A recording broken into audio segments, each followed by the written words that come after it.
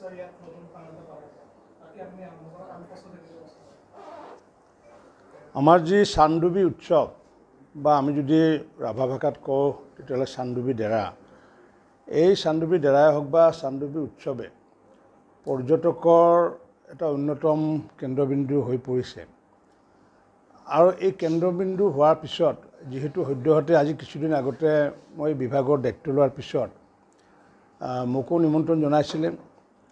আৰু মোৰো অহা এটা ইচ্ছা এটা আছিলে পূৰ্বতো মই আহিছোঁ আৰু সেইবুলি মই যেতিয়া আহিছিলোঁ তেতিয়া মই মন্ত্ৰী আছিলোঁ যদিও মই ইনফৰ্মেলি আহিছিলোঁ কাকো কোৱা নাছিলোঁ আৰু তেতিয়া মোৰ বিভাগক মই কৈছিলোঁ যে চানডুবিত যিমানবোৰ মেটেকা আছে মেটেকাসমূহ আমি MGNৰেগাৰ জৰিয়তে উঠোৱাৰ ব্যৱস্থা কৰিব লাগে আৰু সেইটোৰ বাবে ইতিমধ্যে কিছু মেটেকা ইতিমধ্যে উঠাই চাফ চিকুণৰ কিছু ব্যৱস্থা কৰিছে যদিও আজি যি মই পৰ্যবেক্ষণ কৰি মই যিটো দেখিলোঁ যে তাত যিটো আমাৰ লেক বুলি যিটো কওঁ বা যিটো জলাশয় যিমান পৰিষ্কাৰ পৰিচ্ছন্ন বিশেষকৈ পৰ্যটকৰ ক্ষেত্ৰত হ'ব লাগে সিমানখিনি হোৱা নাই যাৰ বাবে আমাৰ আয়ুক্ত দেৱমিশ্ৰ ডাঙৰীয়াক মই খন্তেক আগতে ফোনযোগে যাতে আমি আগন্তুক দিনত যাতে MGNৰেগাৰ পৰা যাতে আমি কাম কৰিম আমি যাতে এইটো যাতে চাফা কৰাৰ উপৰিও বিভিন্ন স্কিম যাতে ল'ব পাৰোঁ তাৰ কাৰণে মই আজি নিৰ্দেশ প্ৰদান কৰিছোঁ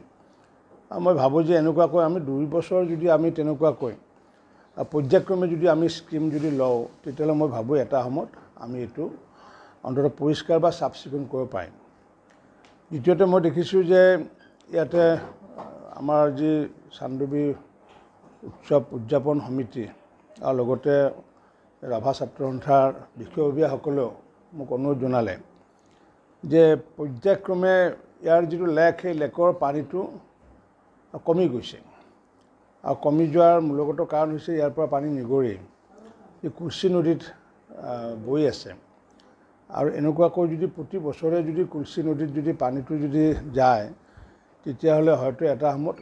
আজিৰ যি আমাৰ যি পৰ্যটনৰ যিটো কেন্দ্ৰবিন্দু হৈ আছে তেতিয়াহ'লেতো বনভোজস্থলী হ'বগৈ যদি একেবাৰে পানীটো নোহোৱা হৈ যায় গতিকে সেইটোৰ কাৰণে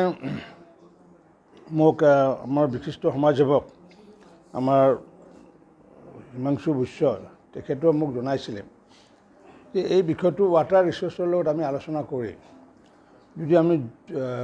দুইটা ডিপাৰ্টমেণ্টে যদি ছাৰ্ভে কৰি যদি আমি যদি প্লেন এটা যদি যুগুত কৰিব পাৰোঁ যে বাৰিষাৰ সময়ত পানীটো আমি অতিৰিক্ত পানীটো এৰি দিলোঁ আৰু বাকী সময়খিনি যাতে পানীটো ধৰি ৰাখিব পাৰোঁ কাৰণ কিয় যদি পানীটো ধৰি ৰাখিব নোৱাৰোঁ তেতিয়াহ'লে আজি দেখিছোঁ যথেষ্ট ব'টিং হৈ আছে এই ব'টিংবোৰ যদি পানী নাথাকে নোহোৱা হ'ব কাৰণ এতিয়া সৰ্বোচ্চ পানী যদি আছে 8 ফুট 10 ফুট আছে আৰু সৰ্বনিম্ন পানী আছে হয়তো 5 ফুটৰ পৰা 3 ফুটৰ পৰা 5 ফুট গতিকে পানীটো ধৰি ৰাখিব পাৰিলেও নিশ্চিত ওপৰত ভাল হ'ব বুলি মই ভাবোঁ আৰু এই বিষয় লৈ পেলাই মই আমাৰ জলসম্পদ মন্ত্ৰী পীযুষ হাজৰিকা ডাঙৰীয়াৰ লগত কথা পাতিম আৰু দুয়োজনে কথা পতাৰ পিছত ৱাটাৰ ৰিচোৰ্চৰ পৰা আমি মানুহ ছাৰ্ভে কৰাৰ কাৰণে পঠোৱাৰ কাৰণে মই তেখেতক অনুৰোধ জনাম আৰু ৱাটাৰ ৰিচোৰ্চে ছাৰ্ভে কৰাৰ পিছত মাননীয় মুখ্যমন্ত্ৰী ডাঙৰীয়াৰ জৰিয়তে বিশেষ স্কিম এটা যাতে আমি ইয়াতে আনিম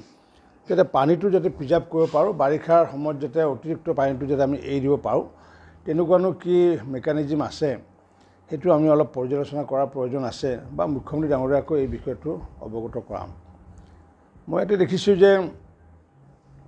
আমাৰ উপাধ্যক্ষ আমাৰ দিলীপ দাস ডাঙৰীয়াই জনাইছে যে আমাৰ আচলতে টুৰিষ্ট লজ যিটো আছে টুৰিষ্ট লজটো বহুদিন পুৰণা হৈ গৈছে গতিকে ইয়াক আগন্তুক দিনত ৰিন'ভেশ্যন কৰি নতুন ৰূপত যদি সজাব পৰা যায় এই বিষয়টো লৈ পেলাই আমি বিভাগৰ কথা পাতিম কিন্তু আমি ভাবোঁ যে যিমান ৰিভিনিউ আৰ্ণ হ'ব লাগে ৰিভিনিউটো যদি আৰ্ণ নহয় তেতিয়াহ'লে খৰচ কৰিলে তেতিয়াহ'লে আমাৰ তবিলৰ পৰা টকাটো ওলাই যাব গতিকে এতিয়ালৈ মই দেখিছোঁ এভাৰেজ প্ৰতি মাহে আমি 25,000 টকা পাওঁ আমি আমাৰ 15জনকৈ ষ্টাফ আছে 15জন ষ্টাফৰ বিপৰীতে আমি আচলতে এইটো ছাৰ্ভিচ চেণ্টাৰহে হৈ আছে ইয়াৰ জৰিয়তে আমি কোনো টুৰিজিম বিভাগে কোনো ধৰণৰ আমি লাভৱান হ'ব পৰা নাই লোকচানৰ ঘৰতে গৈ আছে গতিকে এই বিষয়টো লৈ যে আগন্তুক দিনত PPP মোডত চলাব পাৰি নে আমি ৰিন'ভেট কৰি কিবা উন্নত মানৰ কৰিব পৰা যায় তাৰ কাৰণে নিশ্চিত ওপৰত মই আমাৰ বিভাগৰ লগত এই বিষয়টো কথা পাতিম আৰু এইবোৰ কথা এইকাৰণে আমি পতাৰ কথা ভাবিছোঁ যে আচলতে যেহেতু কাজিৰঙাকে আদি কৰি আমাৰ মানসকে আদি কৰি বিভিন্ন ধৰণৰ হেৰি আছে ইয়াৰ উপৰিও মানে ৰিলিজিয়াম টুৰিষ্টটো আছে যেহেতু কামাখ্যা মন্দিৰত যেহেতু সমগ্ৰ ভাৰতবৰ্ষৰ মানুহ আহি থাকে নিশ্চিত ওপৰত আমি আগুৱাব পাৰিম আমি এটা পৰিকল্পনা কৰিছোঁ বাস্তৱত এইটো সিদ্ধান্ত ল'ব লাগিব বিটিআৰ চৰকাৰে কাজিৰঙাত বানপানী হয় কাৰণে কাজিৰঙা এই হেৰিটো বন্ধ কৰি দিয়া হয় বহাগ বিহুৰ পিছতে বা এপ্ৰিলৰ পিছত বন্ধ কৰি দিয়া হয় আৰু বন্ধ কৰি দিয়াৰ পিছত আল্টিমেটলি অসমত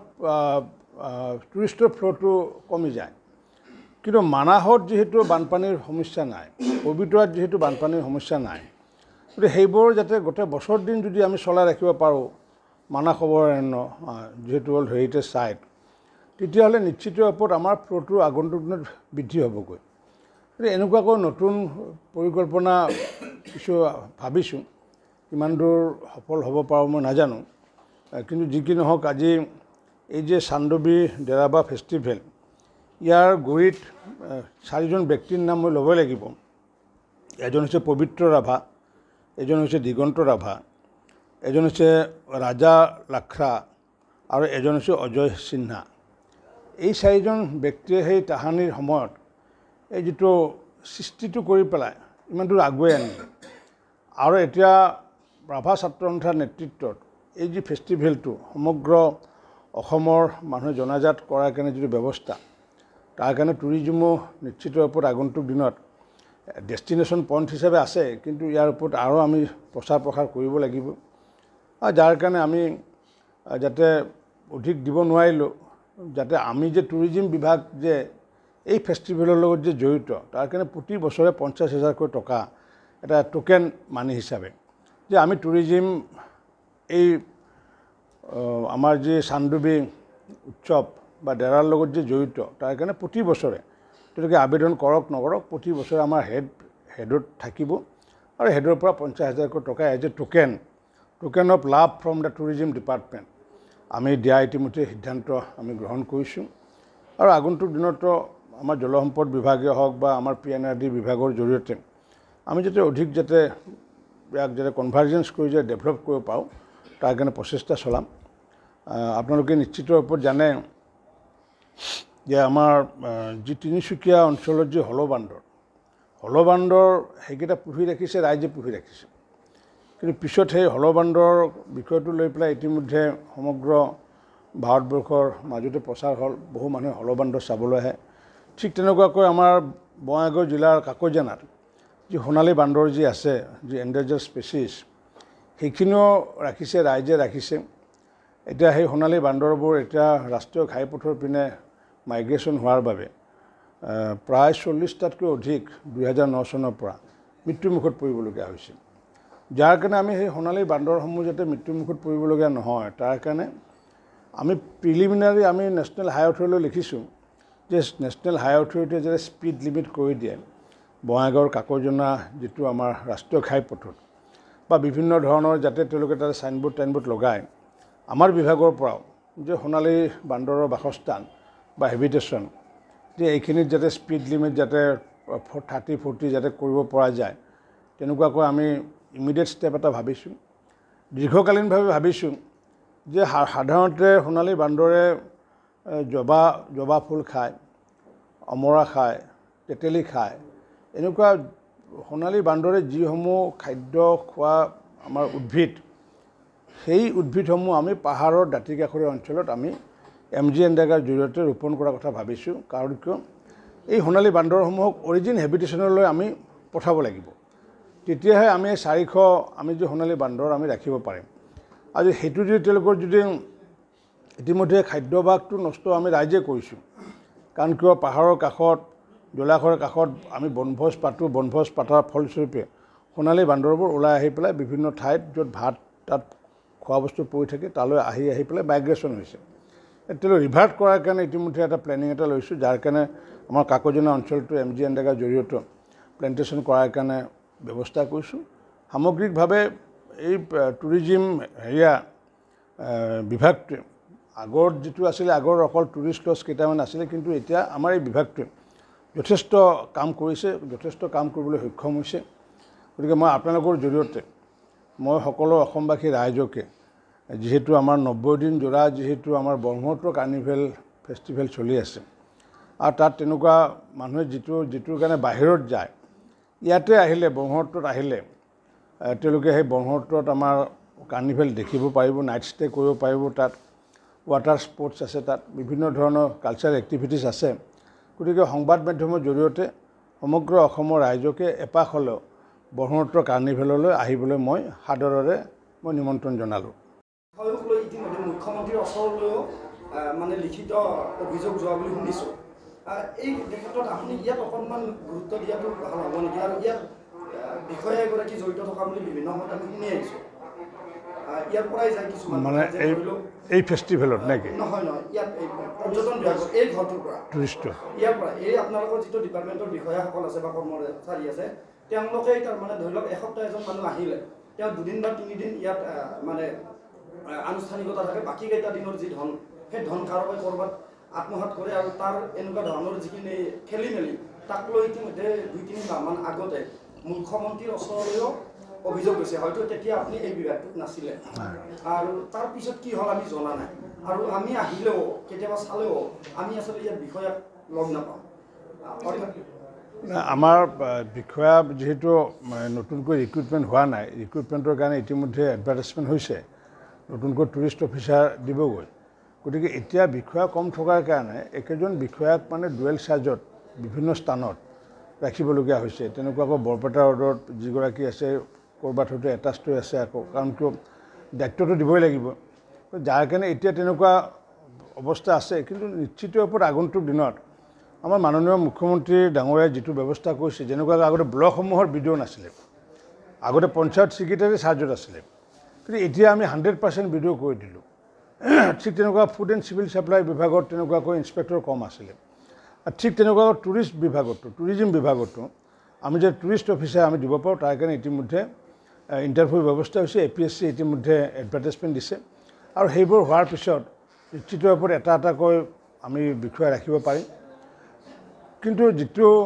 আমাৰ ৰিভিনিউৰ কথা যিটো ক'লে আমি সেইকাৰণে যে আপুনি যিটো অভিযোগ দিলে মই আজি শুনিলোঁ মই দেখা নাই সেইকাৰণে আমি আগন্তুক দিনত যেনেকুৱাকৈ বনানী বনশ্ৰী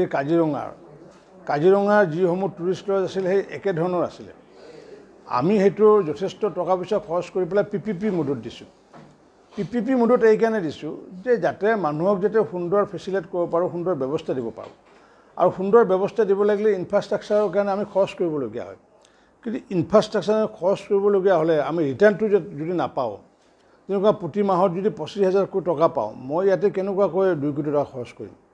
কাৰণ 2 কোটি টকাৰ ইণ্টাৰেষ্টে বেছি হ'বগৈ গতিকে সেইকাৰণে PPP মোডত আমাৰ বিভাগে ইতিমধ্যে যেনেকুৱা কাজিৰঙাত যেনেকুৱা চিন্তা কৰিছে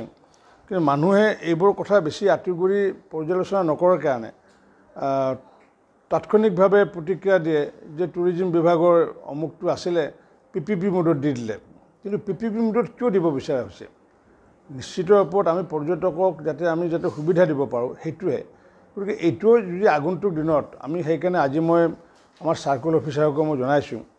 যে আমি কিমান ৰাজহ সংগ্ৰহ হয় অকল এইটোত নহয় ইয়াত দাঁতিকাষৰীয়া যিমান হোমষ্টে আছে বা ক'ৰবাত লজ যদি আছে সেইটো মোক তালিকাটো দিব দিছোঁ আৰু সেইটোৰ আধাৰত আমি ছাৰ্ভে কৰি আমি হয়তো আগন্তুক দিনত যদি আমি কমাৰ্চিয়েলি ভাইবল এটলিষ্ট আমাৰ যিমান মেইনটেনেঞ্চ চাৰ্জ যিখিনি মেইনটেনেঞ্চৰ কাৰণে টকা পইচা খৰচ হয় ইলেক্ট্ৰিফিকেশ্যনৰ খৰচ হয় ইলেক্ট্ৰিক বিল হয় সেইখিনি যদি আমি তাৰ পৰা ৰেভিনিউ পৰা যদি দিব নোৱাৰোঁ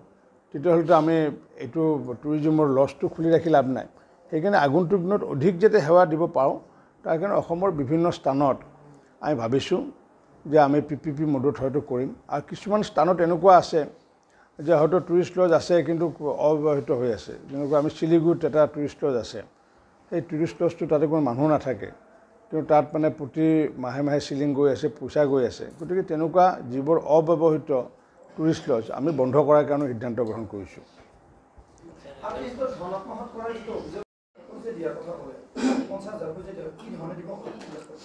নহয় 50,000কৈ মই ইয়াতে মই আহোঁতে মই সুধিলোঁ যে আমাৰ যিসকলে মেনেজমেণ্টত জড়িত মই বোলো আমাৰ বিভাগৰ পৰানো কি দিয়ে তেতিয়া ক'লে যে বিভাগৰ পৰা কিছু এডভাৰটাইজমেণ্ট কৰি দিয়ে কিন্তু তেনেকুৱাকৈ আমি এজ এ মানে এইড হিচাপে একো নাপাওঁ গতিকে আমি সেইকাৰণে আমাৰ এটা সিদ্ধান্ত আছে ৰাজ্যিক ভিত্তিত যিবোৰ অনুষ্ঠান তাত যাতে আমি নমিনেল কিবা এটা দিব পাৰোঁ কাৰণ পূৰ্বতে কি আছিলে ক'ৰবাত হয়তো পায় ক'ৰবাত নাপায় কিন্তু আমি তেনেকুৱা কিছু ছিলেক্টেড পইণ্ট ভাবিছোঁ যে এটলিষ্ট 50,000কৈ টকা আমি যাতে তেওঁলোকক প্ৰতি বছৰে দি আমি যে বিভাগটো যে একাত্ম তেওঁৰ লগত এই 50,000 টকাটোৰে যে বিশেষ একো নহ'ব কিন্তু নহ'লে যে আমি যে একাত্ম তেওঁলোকৰ লগত সেইটোৰ কাৰণে প্ৰতি বছৰে চানডুবি এই উৎসৱত আমি আমাৰ বিভাগৰ পৰা টুৰিজিম বিভাগৰ পৰা 50,000কৈ টকা এটা গ্ৰেণ্ট এটা দিয়াৰ কথা আমি ভাবিছোঁ আৰু এইটো এই বছৰৰ পৰা আমি আৰম্ভ কৰিছোঁ আগন্তুক দিনতো এইটো যিসকলে উৎসৱ অনুষ্ঠিত কৰে আগতীয়াকৈ আমাক এখন পত্ৰ দিলে তেওঁলোকৰ নামত যিহেতু আমি স্পেচিফিক থাকিব গতিকে তেওঁলোকৰ নামত প্ৰতি বছৰে 50,000কৈ টকা দিব পাৰে মুখ্যমন্ত্ৰী সৰ্বানন্দ সোণোৱাল ছাৰ আছিল এই উৎসৱতে 20 কোটি টকা আন্তঃগাঁথনিৰ কাৰণে প্ৰদান কৰিছে এই অনুষ্ঠানটো মানে চানডুবি উৎসৱ মানে আন্তঃগাঁথনিৰ কাৰণে মোৰ এওঁলোকে সংগঠন কৰি কৈছোঁ যে যদি আপুনি অলপতে ক'লে যে চানডুবিৰ সুৰক্ষাৰ বাবে জলসম্পদ বিভাগৰ সৈতেও কথা পাতি ইয়াত পানী লেভেলটো উঠা বা সংৰক্ষণ কিন্তু সকলোতকৈ ডাঙৰ কথা আপুনি বন বিভাগকো ইনভল্ভ কৰিব লাগে কাৰণ ইয়াত অবাধ গতিত বন ধ্বংস হৈ আছে আপুনি নিউজ চিউজ পায়ে থাকে ইয়াত যদি বনেই নাথাকে প্ৰকৃতিয়ে নাথাকে তেন্তে চানডুবিৰ যিটো অস্তিত্ব এইটোৱে নাথাকিব ইয়াত প্ৰাকৃতিক পৰিৱেশটো উপভোগ কৰাৰ কাৰণে আচলতে ৰাইজ আছে গতিকে গছ গছনি যিটো প্ৰাকৃতিক পৰিৱেশ ইয়াত প্ৰধান সমস্যা হৈ পৰিছে যে বিগত কিছু বছৰৰ পৰা যে ইয়াত আপুনি গছবিলাক যিবিলাক ডাঙৰ ডাঙৰ শাল গছ বিশেষকৈ মূল্যৱান গছ আছে শাল আৰু চেগুন এই শাল চেগুনটো